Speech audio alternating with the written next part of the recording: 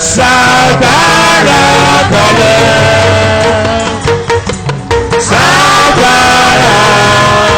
Bàbá sagbára rẹ kalẹ̀ o. Sagbára kalẹ̀. Agbára agbára agbára. Agbára. Agbára bí ọ̀wọ́ iná. Sagbára kalẹ̀. Agbára tí wọ́n di Jẹ́ríkò agbára. Agbára agbára tí wọlé oṣó. Agbára kalẹ̀. Bàbá sagbára rẹ kalẹ̀ o. Agbára. Bàbá sagbára agbára. Sagbára kalẹ̀. Agbára agbára agbára. Agbára. Gbogbo ayé fọmọ lọ́rùn ṣẹ́gun ìdùn. Ìdí ìgbàláyọ̀ òyìnbó. Fọdàkùtàn lókun wá. Òde òde. Ọ̀sẹ̀ ìdè. Òde. Ṣẹ́gun ìdè. Òde. Gbogbo agbára rọ̀dìgbọ̀n. Fọdàkùtàn lókun wá. Praise the Lord. Let's be seated.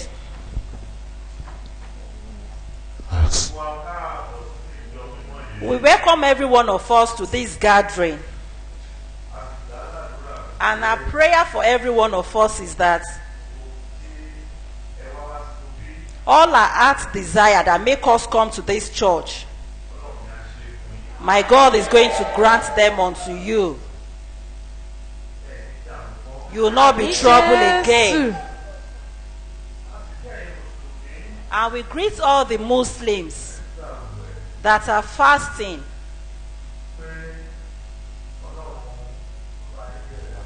That the Lord that started the fasting with you will surely end it with you. And the Lord will answer all your prayer requests.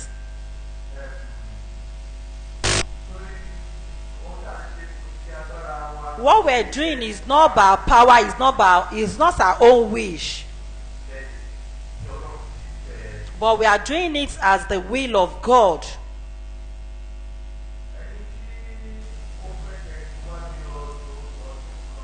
For those that have come for so long time, maybe 1 or 2 years, don't take something that you are not meant to take. If your spirit is not somewhere, don't bother yourself going there.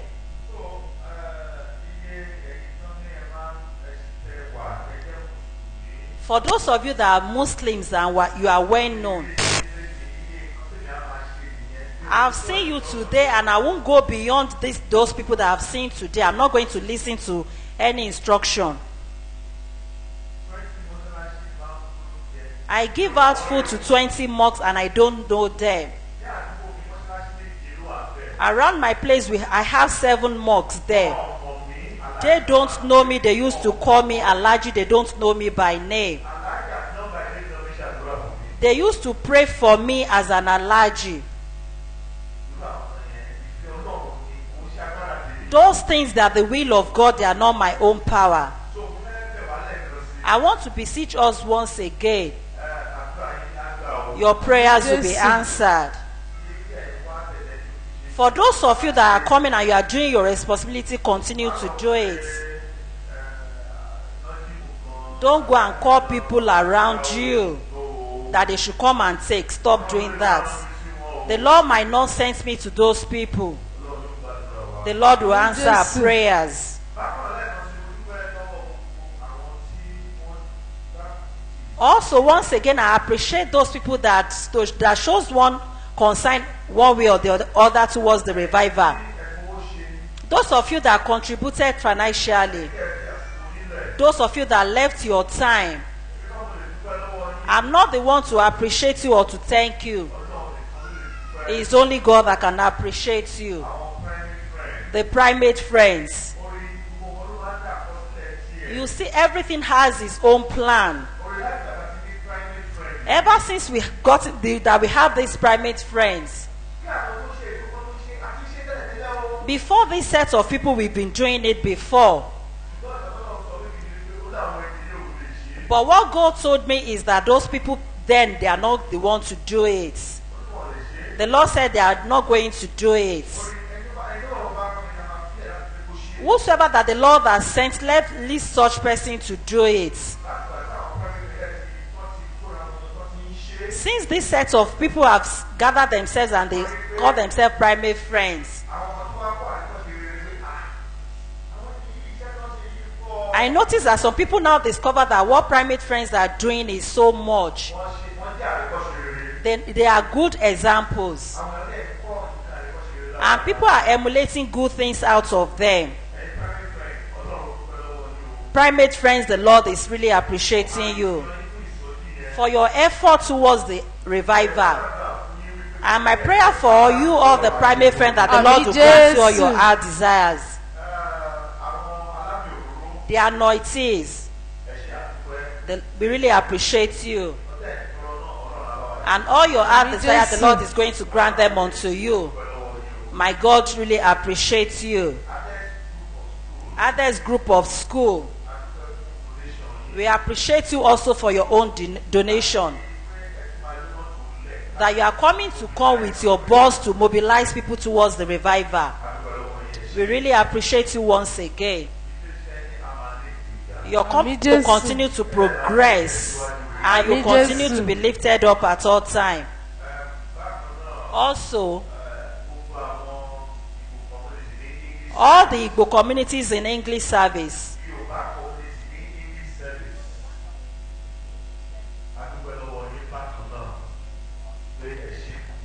we appreciate you so well. The Lord will continue to answer your prayers.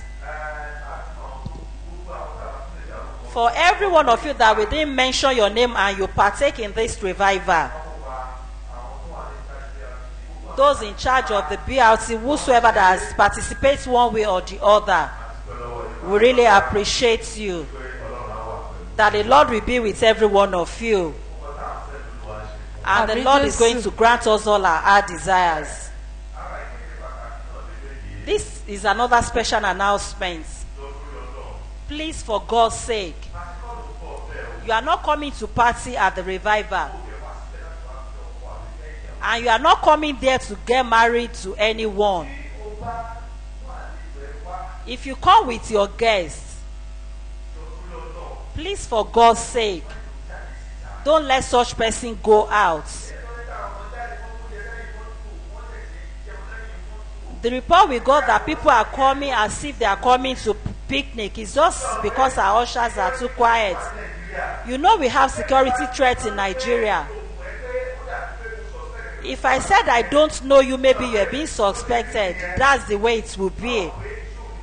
If you know that you don't want to come for that vigil, why don't you sleep at your homes? Don't bother yourself coming and you'll be going out that you want to go out to receive calls. You want to use the revival grant for something else. Don't let it look as if you just meet yourself where you are not expected to be. Or you are coming to the revival, you come and you pack a lot of foods in your boat. That day is meant for fasting and prayers. If you don't have a marathon fasting, you can break by 6 o'clock. And if you have food behind your car, make sure that the revival will finish everything. If you want to do anything, you can do it after the revival. Don't go and ease yourself outside. The direction that the ushers have shown to you, that this is where we have our toilets, make sure you follow all their instructions. The way I've said this announcement, is it not good enough? Will not be the devil's instrument.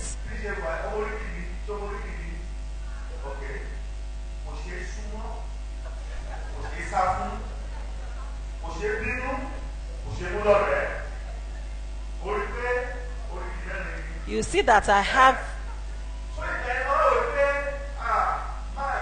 You feel that this man, you know, I've really pleaded with you. You need to adjust yourself. If you talk to eternity, I'll just be listening. I won't say anything to it. That's the reason why I'm using this medium in the name of Christ. Don't go against all these laws. If you can't come for the vigils, just sit back at your homes. The Lord will answer our prayers. This Friday is a fasting. The one that we take so serious. After the Lenten period, this is the one that we take so serious in this church. It's a marathon fasting. And if you don't have the strength because of the revival, you can break by 6. If you know you don't want to break by 6, you can take banana and you take water. And you now go back to your homes to take your food. The Lord will answer all our prayers. And will not be put to shame. All our heart desire, the Lord is going to grant them unto us. Your children that sag, or they have, you know, we have different type of hairstyle now that is so bad. Different haircuts. I will see you as a criminal. If you walk too much, you'll be embarrassed. A good human being, a good child, well brought up, that have a family, and you want to protect your father's name, such child will not sag and said he will be going in and coming out. If you do that for 2 times, you'll be seen as a criminal. And you might be tied down. You'll be tied to a tree. If your mother is present there, your mother will not be so happy about such thing. If you are not well brought up, just don't come to the revival. That's that. For you that take a local herbs, don't take such thing that very day. I'm pleading with us in the name of God. There's some certain night vigil that you go and you go back with causes, or you go back with another person's problem. The Lord will not allow such thing to happen to us. You know I'm the one pleading with you now. I'm doing that right now. Our mommies and our daddies, sir and ma, I'm pleading with us in the name of God. Hearken to all this instruction and announcements, and let's follow it strictly. And we give respect to our guests, our visitors. If there's no more space and you are true members of this church, and you see a guest, just stand for such guests and allow the guest to have a seat. A young person and you are looking at an elderly person standing, just make sure you stand up for such an elderly person and call the person to come and sit down. In the olden days, if we bought a molue and we see an elderly person as a student, what we normally do is to ask the elderly person to come and have his or her seat, and lap me or you stand. When I'll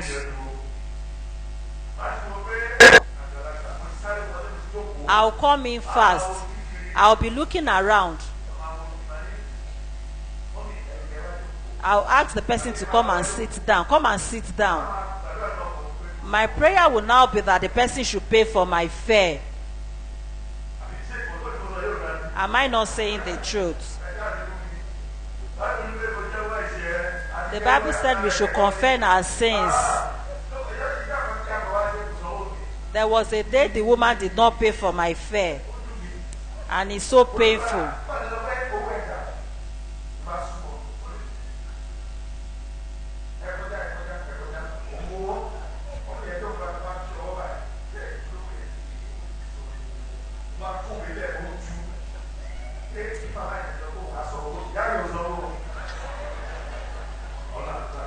The Lord will answer our Jesus. prayers. There's nothing that has not happened before. The Àmín Lord will make Jésù. us happy. And all Àmín our heart Jésù. desires, the Lord will grant them unto us. There's nothing that we are. It's a juvenile harvest. It would be a shameful thing for a mother that cannot provide 2,500 naira for 4 children. You take free food, free drink,